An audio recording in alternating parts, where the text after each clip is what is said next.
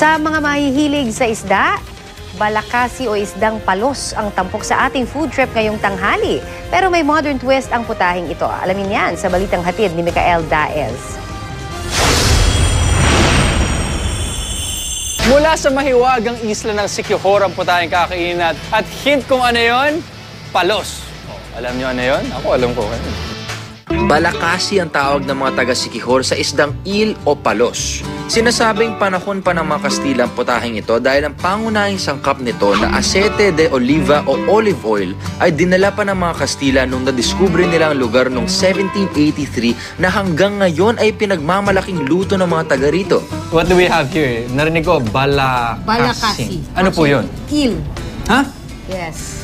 Ano ba yung eel sa Tagalog? Palos. Palos. Oh, pero yung balakasi na word is nakuha namin yan sa Siquijor.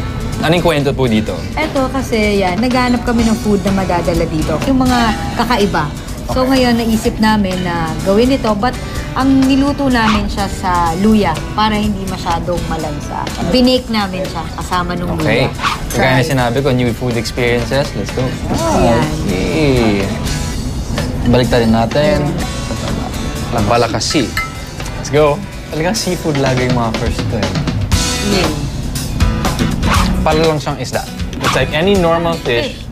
Hindi ko alam kung ito yung iniisip ko dahil eel siya. Naghahanap ako ng kakaibang lasa. Pero there's like 10% na yun, iba yung... There's something sa different. isip mo kasi parang eel, maitim, slimy, madula. Diba? Sinasabi, kinikwento ko nga lagi, chef, na eating is actually a psychological activity also. Kung natatakot ka, talagang hindi tatanggapin ng katawan mo yung lasa. And I think yun. I don't know kung psychological, I don't know kung may lasa nga akong kakaibang nalalasahan. But mostly talaga parang isda lang siya. So, palos. First time. At least masasabi ko na. Nakakain ka na ng eel.